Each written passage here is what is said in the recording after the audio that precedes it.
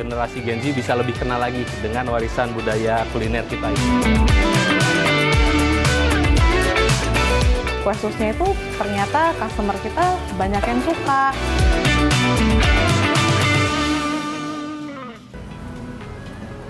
Perjalanan usaha tidak selalu mulus, tapi harus bertahan untuk tetap menghasilkan fulus. Salah satunya adalah ini dia, kue sus. Bertahan sejak tahun 69 sampai sekarang, kira-kira apa ya rahasianya? Yuk ikuti saya dalam segmen Demi Cuan. Ayo, siapa yang suka kue sus? Kue berbahan tepung terigu, telur, dan margarin ini memiliki bagian berongga di tengahnya. Di bagian tengah tersebut diisi fla atau krim. Yummy! Ya, di kota Bandung terdapat toko kue sus legendaris yang bertahan lebih dari 50 tahun. Sebelumnya, toko kue sus ini dimiliki oleh seseorang berkebangsaan Belanda. Pada tahun 1942, kepemilikan toko kue sus tersebut diambil alih pemerintah Jawa Barat. Barulah pada tahun 1969, keluarga Pamungkas Sofyan mengelola toko kue legendaris ini. Pamungkas merupakan generasi ketiga. Ayah dan kakek mertuanya lah yang merintis bisnis kue ini. 50 tahun lebih membangun usaha kue sus bukanlah hal yang mudah. Sejumlah tantangan dihadapi, seperti mulai bermunculannya kompetitor dengan produk yang serupa. Adanya oleh-oleh khas Bandung dengan jenis lain dan minat masyarakat yang sempat menurun. Generasi Gen Z ini sekarang sudah mulai lupa akan warisan budaya kuliner kita ini, gitu. Jadi tentunya itu menjadi tantangan sendiri bagi kami. Mudah-mudahan nanti generasi Gen Z bisa lebih kenal lagi dengan warisan budaya kuliner kita ini. Untuk tetap bertahan, Sus Merdeka menambah sejumlah varian rasa sejak tahun 2009 lalu. Di antaranya ada coklat, cappuccino, double coklat, rasa buah, serta cookies dan krim. Bahan-bahan berkualitas premium pun terus dipertahankan. Bahkan beberapa jenis bahan baku diimpor dari luar negeri. Jadi sebetulnya apa nih Pak? Tips and triknya supaya tetap bertahan selama ini? Ya, tips and triknya sih cuma satu. Yang pertama harus dijaga itu rasa penasaran dari konsumen. Jadi terkadang kita terlalu semangat berjualan sehingga produk itu banyak dibeli, kita senang, tapi di situ kan ada titik jenuhnya, titik bosannya. Nah, itu yang harus dikelola itu. Jadi rasa penasaran konsumen kita kelola sehingga bisa bertahan selama ini, lebih dari 50 tahun kita tetap menjadi pilihan dari kan konsumen. Tadi ada iya Pak, jadi ada jatuh bangun juga ya Pak, ada masa pandemi gitu kan ya Pak, salah satunya. Itu untuk kembali bangkit apa sih sebetulnya yang dipertahankan begitu Pak? Apakah dari resepnya atau seperti apa? Ya, tentunya dari resepnya dan bahan bakunya. Terutama bahan baku ini jangan sampai ada perubahan ya. Suppliernya harus tetap yang itu gitu. Dan seperti moto kita, kelezatannya selalu terjamin. Jadi kita harus bisa menjamin dari rasa itu sendiri.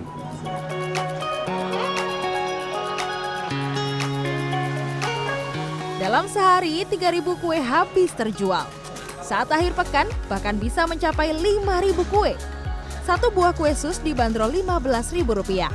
Kue sus dapat bertahan hingga 3 hari di suhu ruang dan 5 hari di dalam kulkas. Mereka emang sudah sangat lama ya, kayaknya dari saya SD udah ada gitu. Jadi ya mungkin sudah trusted dan memang nggak berubah ya. Kalau dibanding dengan yang lain, memang berbeda gitu ya. Terutama yang original. Jadi ini boleh dibilang favorit keluarga saya. Bukan hanya di kota Bandung saja, kue sus legendaris ini juga sudah memiliki cabang di Jakarta dan di Bogor.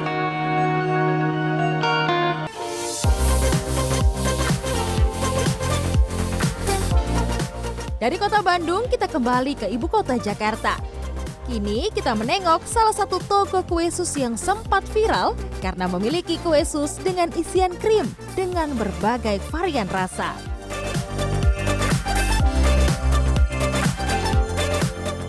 Nah, toko kue yang berada di kawasan Jakarta Selatan ini berawal sebagai sebuah toko roti. Namun, seiring berjalannya waktu, para pelanggan toko lebih banyak menyukai kue sus buatan mereka. Dan akhirnya, mereka pun membuka toko yang dikhususkan memproduksi kue sus. Menengok ke tokonya, kita akan disambut dengan beragam macam kue sus dengan isian yang beragam dan melimpah. Yuk, kita lihat proses pembuatannya. Saat menyusun adonan kue sus, jarak antara adonan harus diperhatikan agar tak menempel saat proses pembakaran. Setelah menunggu kurang lebih setengah jam, adonan kue sus yang awalnya kecil berubah menjadi besar dan memiliki rongga di dalamnya. Setelah didiamkan sesaat, kue sus pun siap diisi dengan berbagai varian fla. Sambil mengisi fla, saya akan mengulik bisnis yang telah memiliki beberapa cabang toko ini. Kalau boleh tahu nih awalnya Sus Surgawi ini dari tahun berapa nih? Untuk sus surgawi sendiri kita mulai dari tahun 2019 akhir, di bulan Oktober sebelum pandemi corona. Jadi tuh awalnya sebenarnya kita bukan sebelum toko kue sus, kita itu toko roti. Toko roti. Iya, kita toko roti. Terus di toko roti itu juga kita jual kue sus juga.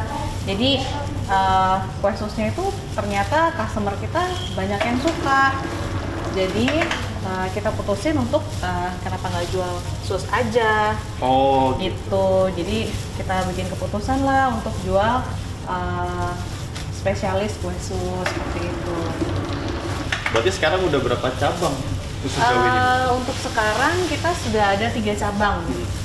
Yang saat ini Masnya datang ke sini, ini di cabang kita yang di Cipete. Jadi dalam sehari Sus Surgawi ini produksi berapa kue sus total? Untuk sehari ini, kalau dalam sehari kita total produksi untuk ketiga cabang kita sekitar 2.000 sus. Jadi mungkin masing-masing cabang kita bisa jual 1.000 sus. 1.000 sus Iya. dalam sehari? Iya.